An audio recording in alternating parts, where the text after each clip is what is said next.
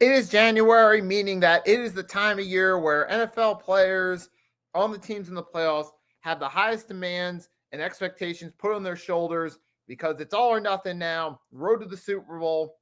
The wild card rounds down the books. Let's talk about what happened. Fasten your seatbelts for the realest Eagles and Sixers YouTuber! One who plays no clickbait and gets to the point. The myth, the legend, Nicky Steves! Come to my channel, you know the deal. Yo, boy, always keeps things real. I'm simply statue, think, and slate, dropping unrealistic mad. 2K takes for the clip. Even though cats like that get views closer to the millie, never hear me preach, slip on to Philly. Before you watch the Eagles all the way through the early 22, authentic talk, forget what others do. Come to my channel, you know the deal. Yo, boy, always keep things real. The 24/7, 365 way. Sports content for the reals to fill the day.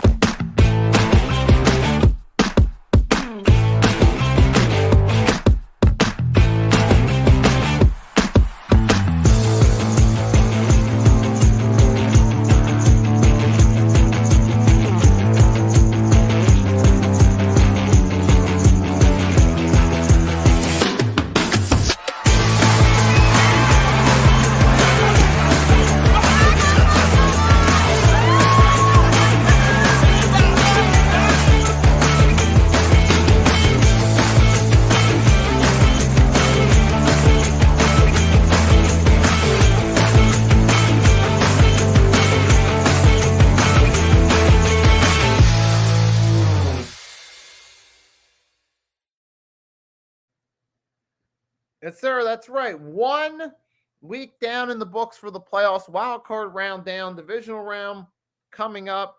We doing this as always live on my channel, the Nicky Steves channel, and the Hardcore Sports Network. So with that being said, without any further ado, let's not waste any time talking about what went down and the impact in the games, the winners, losers, and let's dive. We're going to go in chronological order, folks. We're going to start with the wild card matchup that kicked off the weekend in Houston with the Houston Texans with a 32-12 win over the Los Angeles Chargers. Impressive statement, forcing 4 turnovers by the Texans. Throughout this game, it was the Texans defense that mainly stole the show. They got 4 turnovers. They kept setting up the offense and feel good field position. Hell, they even got a pick 6 on one of them. Derek Stingley Jr. had 2 picks, combined 70 yards. Eric Murray had the pick 6. You had Kamir Lassiter had another pick, 4 combined picks. And Derek Stingley Jr. not only did have 2 picks, he also had 5 pass deflections as well. He was on his A game and played a vital role in leading the Texans to a big win over the Chargers. And not just the defense, but now from the offensive side, the biggest factor in this matchup was Joe Mixon, who went 106 yards and 25 carries, got a long of 17 and got a touchdown. Now, CJ Stroud in this game, he threw a touchdown, a pick. It wasn't his greatest game, but he didn't do anything atrocious that could cost the team the game. And that's also in part because of the defense in this one, forcing 4 turnovers on Justin Herbert. And they also, not to mention, recorded 4 sacks as well. And they shut down their run game to a total 50 yards on 18 combined run attempts as a team. The Texans defense deserves a lot of praise for their efforts here against the Chargers and helping them win. So shout out to the Texans in that one. But I also got to briefly talk about the Chargers, man. So Justin Herbert, man, he did not look in sync. He did not. He threw 4 interceptions in a crucial game. And we talk a lot about guys like Lamar Jackson. You know, we also talk about Joe, you know, guys like him and guy like Jalen Hurts when they have poor games not being the answer. But Justin Herbert, we got a quarterback who is talented in Justin Herbert, However, he doesn't have a good track record of leading his team to wins in big games. Now that's 2 playoff starts, 0 for 2. Granted, the first time that was, it wasn't solely on the quarterback. That was a whole team collapse 2 years ago in the wild card round against the Jaguars with Brandon Staley as the coach. However, in this case, Herbert threw 4 picks in a big game. Not to mention his win-loss record in big games, regular season and playoffs, like this year in the regular season, the one time he started against Kansas City. Because remember, he missed one of those games. But remember, you see the Ravens, in the regular season, they lost that battle. So the Chargers did drop a few. They lost to the Cardinals as well. I mean, the point, being is Justin Herbert has a habit of not being able to lead his team to victory in big games. So at some point in time, do we also got to talk about Justin Herbert saying, hey, he's good, he's a top 10, but he needs to take that next step to be elite? Are we going to eventually hold Justin Herbert to that same standard as well? At some point, it gets to that point, hey, we got to pick and choose, man. Because we seem to talk a lot about Jalen Hurts and Lamar Jackson. When they don't play up to expectations in big games, we call, like Lamar, we call him playoff Lamar. But are we going to start calling Justin Herbert playoff Herbert if something like this happens next season? I mean, obviously, this is just one game.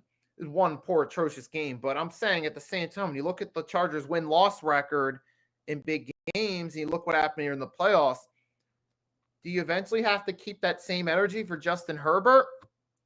Maybe so, because it's like, look, he's a talented guy, easily a top 10 quarterback, but is he really that elite guy yet? Some things we got to really ask, something got to ask ourselves. But speaking of quarterbacks that are top tier quarterbacks that get flack for not winning in the playoffs, one of those quarterbacks, Lamar Jackson, helped lead the Ravens to a victory over the division rival, the Pittsburgh Steelers, to set up a division round showdown with the Buffalo Bills in Buffalo. And in this contest, hey, the Ravens, they did what they had to do in this match. Derrick Henry, Lamar Jackson were on top of their game in this one. Ravens recorded 4 sacks against the Steelers. They forced the Steelers to make a lot of quick plays. Like there was a lot of short passes, and they shut down the running game to only 29 yards.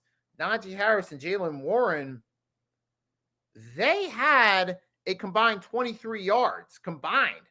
This Ravens defense showed up and did what they needed to as well to stop them. And we're talking about with Lamar Jackson, well, granted, he hasn't gotten the team to a Super Bowl yet. That's been, that's true. However, in this matchup, he threw 2 touchdowns. He looked pretty good. He looked like a star in this one. He didn't have any interceptions. He only took 1 sack, hit a QBR of 84.3. A good all-around performance by Lamar. Not to mention Derrick Henry on 26 carries nearly got the 200-yard mark. I mean, this Ravens offense was clicking on all cylinders in this matchup. They won by a score of 28-14, but the 1-2 of Lamar Jackson and Derrick Henry did their thing. Not to mention Lamar had 81 yards on the ground on 15 carries. So I got to consider him the player of the game. 16 completions, no interceptions, plus 81 yards on the ground, 2 touchdown passes out of it. Lamar Jackson is definitely the MVP for this game. And he definitely made, the Ravens make a statement that, hey, we're here to win games, and we're a threat and a force to be reckoned with in the AFC. Now, the question is, can they get past the Buffalo Bills? Because that's going to be the tough challenge. And this is a rematch from the 2020 divisional round where Baltimore had to travel to Buffalo to play the Bills. And here we are again, same scenario. Ravens now traveling to play the Bills, but we'll have to see what happens. But speaking of Buffalo, we're going to talk about them as well. The Buffalo Bills went out there and unexpected and surprisingly took care of business against the Denver Broncos. This seemed like the weakest matchup of them all, and no disrespect to the Denver Broncos. To their credit, they had themselves a good season exceeding expectations. They won 10 games with a rookie quarterback. They made the playoffs for the first time since the 2015 season when they won Super Bowl 50. And Yeah, and hey, they look like they could have a bright future. They could. So I got it. So big shout out to the Broncos on that. Even though it was in part an easy schedule, they did make the playoffs. I got to give them that. But however, considering that the Broncos had an easy pathway to the playoffs, now they're going against the Buffalo Bills. You see how you saw this team get exposed. You saw the Bills take care of business, shellacking them 31-7. Now the Broncos did score right off the bat early, shocked everyone. Bo Nixon got that 43-yarder to Troy Franklin. 43-yarder to Troy Franklin to take the lead early, and it caught everyone by surprise for a second. Even I saw it. I was like, it's a surprise start, but it is only the first quarter.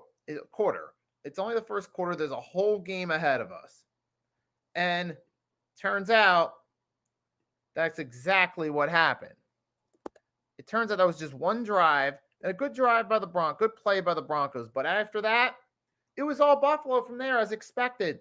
The Bills stomped them the rest of the way. They got,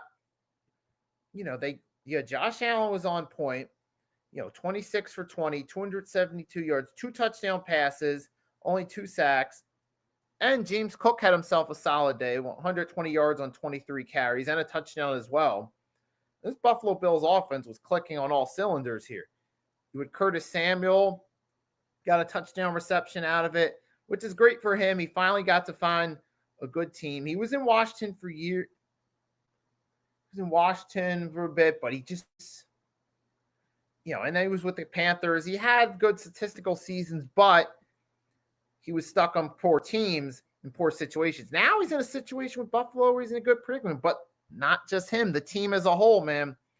They've been riding high all season. Josh Allen's been playing like an MVP, and he did it again in this one.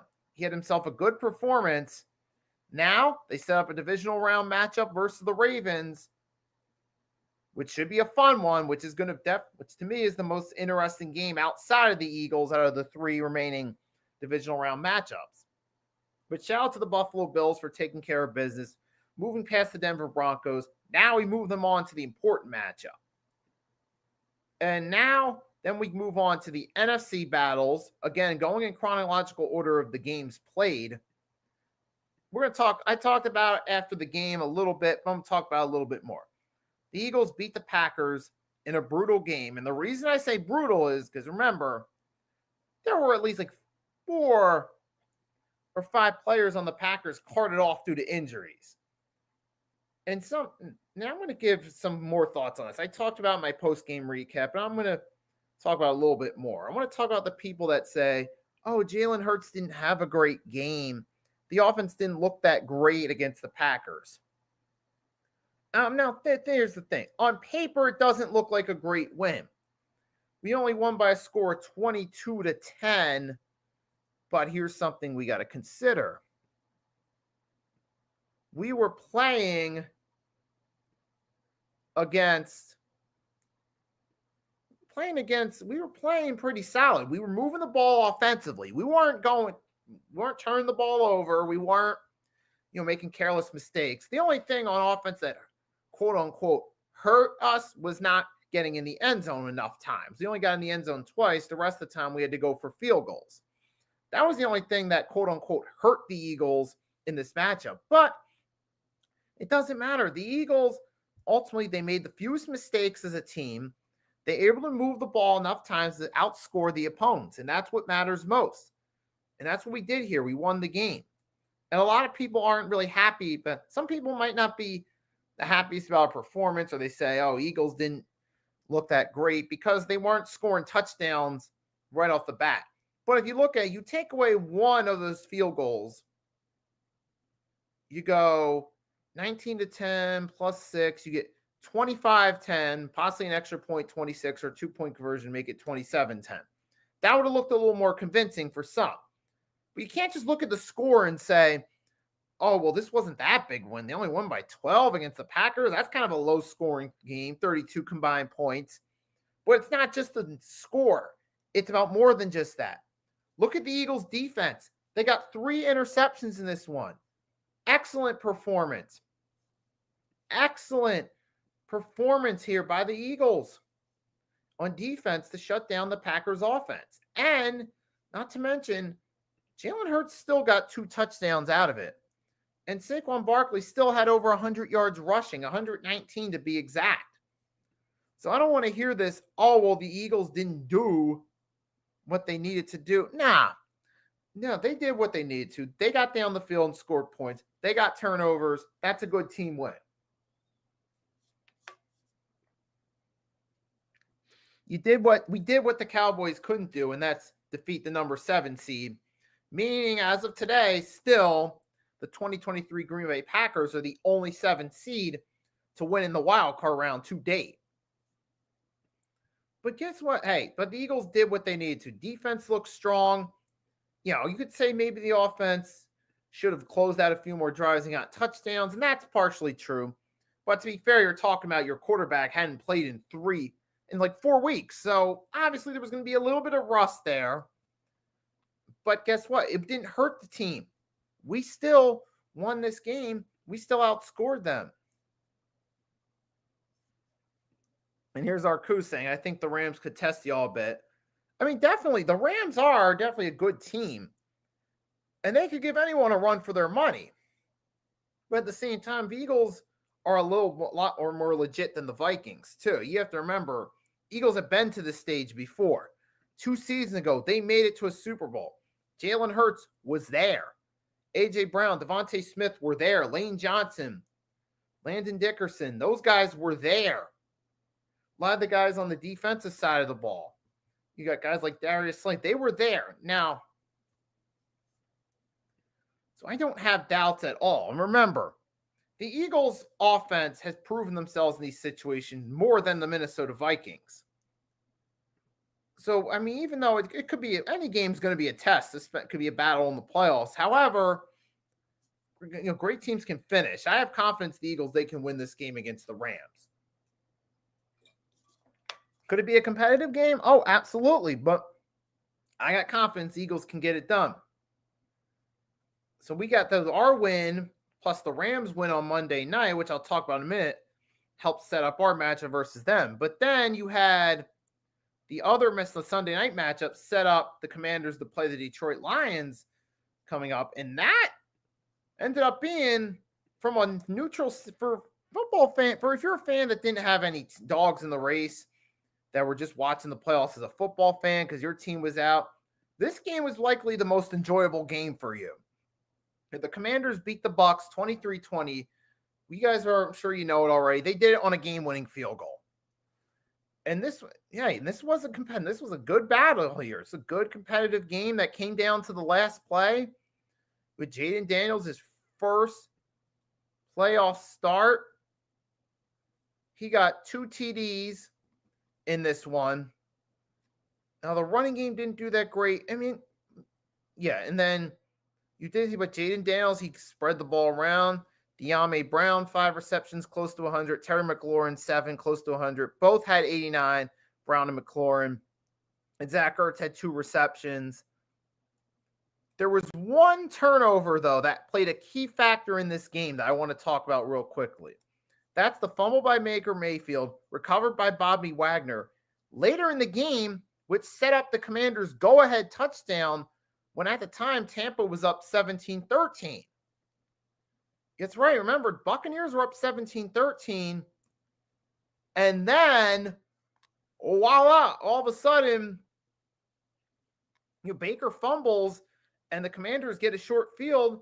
They capitalize off it. Jaden Daniels throws a touchdown to put Washington up. Now, Tampa Bay did bounce back with a long drive down the field, and they did kick the game-tying field goal, which set up the final drive where the Commanders marched down the field and kicked the game-winning field goal at the end of the game to win it. 10 plays, 4 minutes, 41 seconds. And now we talk about Baker for a second. Now, Baker Mayfield's one of those quarterbacks to me. He'll put up some good statistical numbers. He'll have his good games. He could help the Tampa Bay Buccaneers win some games. But when it matters most and the pressure's on the most, you rarely see those teams win behind Mayfield. Now, granted, he didn't throw any interceptions in this game. He did throw 2 touchdowns, so he did play statistically solid. But here's the one big play that falls on Baker Mayfield that certain quarterbacks would get a ton of flack if it happened to them. The fumble that set up the Commanders' go-ahead touchdown late. Remember, Tampa was up 17-13. Baker had a fumble recovered by Bobby Wagner and then set up the go-ahead touchdown. I wonder how many people are going to give Baker flack for that play and say, oh, he turned it over and cost his team the game. I'm just curious, how many people are going to say that? Not really a whole lot, because now I'm not going to sit there objectively and solely blame Baker for Tampa Bay's loss. That's ridiculous. However, I'm saying is there seems to be inconsistent trend among certain fans and how they put the blame on quarterbacks. Because in this case, you barely hear anything you don't hear a whole lot from people about Baker and that costly fumble. They'll talk about, some of them will talk about the 2 touchdowns instead, or blame the defense for not being able to hold up. Well, the reality is, in any situation football related, you're talking about a team winning or losing games. You can look at the team as a whole, not just the defense, the offense, this play, that play. You can look at a team as a whole and say, this team made this mistake, and it cost them the game. So I'm just wondering, are we going to keep that same energy for Baker for that one fumble? I'll let your words decide that. Now, moving right along, though, I got to give the Commanders credit. They took care of business. They did what they had to. They stayed in the game. In Jaden Daniels' first huge game, first playoff start, Washington did what they had to do in a tough situation. The odds were somewhat, odds a little bit stacked against them. They ultimately took care of business, and they got the win 23-20 to move on to the divisional round to play the Lions. Now, that's going to be a huge matchup. I don't know so much about the Commanders get past that, but in this case, good start for Jaden Daniels in the postseason. Good for Washington and their fan base that they finally got some hope for the future. Like, first time they've got, real legit hope. Not like one of those fluky playoff runs like 1999 where they made the playoffs and won the NFC East, or 2005 where they beat the Bucs on the road, which they did again here, or 2007 where they made it as a 6th seed, or 2012 with RG3 where we all saw what happened after that. This is the first time, in a real long time, I've actually thought of the Commanders as legit contenders that are here to stay. So, man, I got to give a shout out to the Washington Commanders. They took care of business, did what they needed to. They win this game, winning this game, and they move on to the Detroit Lions. That's going to be an interesting matchup. And then we closed it out. We're going to talk about the final game right here. The Los Angeles Rams take care of the Minnesota Vikings 27-9 in humiliating fashion. Because remember, ladies and gentlemen, despite the fact that the Rams were the home team, the Vikings were the favorite. They were the first 14-win team to be playing in the wild card round. The reason why they were playing in the wild card round is because they got beat up by the Detroit Lions and ultimately blew that game in the final week of the regular season. And that's what ultimately led to them having to travel to play the Rams. Initially, this was going to be at SoFi Stadium, but we know the unfortunate wildfires out in Los Angeles, which is a huge steal, which we know is a serious crisis, forced them to move it to Arizona and more neutral site. And the Rams, they ultimately did what they had to. Now, here's the question. I only watched half of this one, started watching hoops. Oh, I got you. So you watch half of that game. It's all right. I actually caught the first half of that game too. However, in this game, this wasn't in the Vikings. They weren't just a 14-win team that lost that in the opening round. They got humiliated. They lost by 18 points and Sam Darnold got dropped 9 times. We saw the last 2 games of the Vikings. The final week of the regular season and the wild card round showed that Sam Darnold does not know how to play under pressure. This is why he's ultimately become a journeyman now, because he doesn't know how to play under pressure. This season, Sam Darnold statistically played good enough to make a Pro Bowl, which is respectable, but that was earlier in the season when there was no expectations for the Vikings. Then when the pressure came, the last couple weeks, he folded. He ultimately folded. And this is a reminder, folks, of why the Minnesota Vikings drafted J.J. McCarthy to be the quarterback of the future. Ultimately, what happened was he got injured. The Vikings desperately needed a backup with experience, just anyone they could get. Sam Darnold was the best option they could trot out there. They exceeded expectations during the regular season. They wouldn't have made it as far had they relied on somebody else to be the backup to fill in. I'll give them that. But when it mattered most, the Rams took care of business. They got 9 sacks on the day. And the offense was good enough in this one. In the Vikings defense, I mean, they went out there and put up a fight, but they just got beat out by a better team.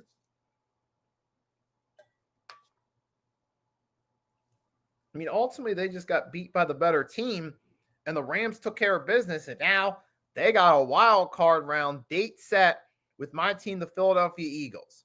So we'll talk about that a little bit more.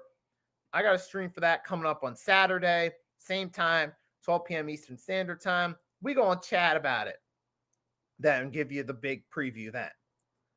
But in this case, the Rams were the better team. They went out there, had something to play for, and plus you had Sean McVay, who's an incredible coach who his entire tenure has 2 Super Bowl appearances, a Super Bowl win, only 1 losing season. He's had a winning record every year except that season after the Super Bowl win. In the last 2 seasons, the Rams started off shaky, but they turned the ship around, and ultimately they ended up doing what they had to do. They ended up getting to making the playoffs twice. Last year as a wild card versus the Lions. This year as the NFC West champions, upsetting the favorite Minnesota Vikings, and having a shot against the Eagles in the divisional round.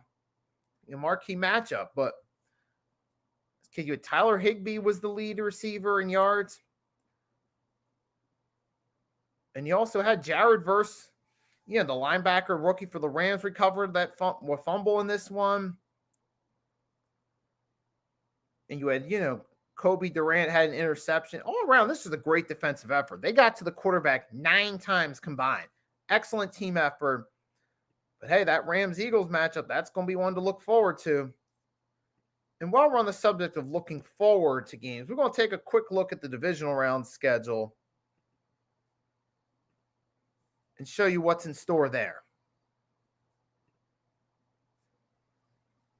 Ladies and gentlemen, this is I'm sure you guys already know the matchups, but let's take a look real quickly. Here it is. You got Saturday, 4:30, Kansas City versus Houston, regular season rematch.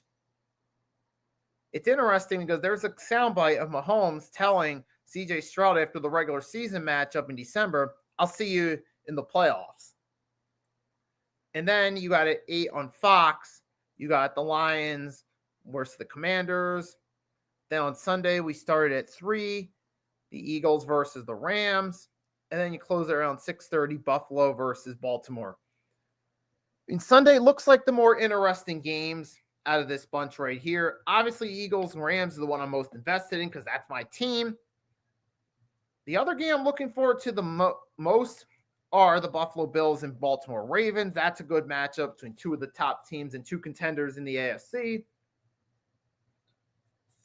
And then you got on Saturday night, you got the Lions versus the Commanders, which should be an interesting matchup. I expect the Lions to win. However, I'm interested to see how the Commanders play as a team. Do they put up a fight? Do they make it a game? Or do they even shock everybody? I doubt it, but I'm curious to see how the Commanders handle the Detroit Lions, because that's an indication of how far this team really came this season and what they need to do for the future. KC versus Houston, I'm not really looking forward to that game the most. We'll see what happens, though. But, yep, that's the divisional round matchup set for you. And like I said, for the Eagles fans, I'm going to give you a preview of the Eagles and Rams coming up on Saturday. So make sure to check that out. With that being said, guys, thanks. I really appreciate your support stopping by. If you haven't done so, make sure to drop a like and subscribe to whatever platforms you're on. We're doing this both on the Hardcore Sports Network channel and the Nikki Stees channel. So make sure to click on to copy the links in your browser. Make sure you can subscribe to those channels if you haven't done so. And most of all, have a great rest of your day, guys. And until next time, it's your boy Nikki Stees signing off. Peace.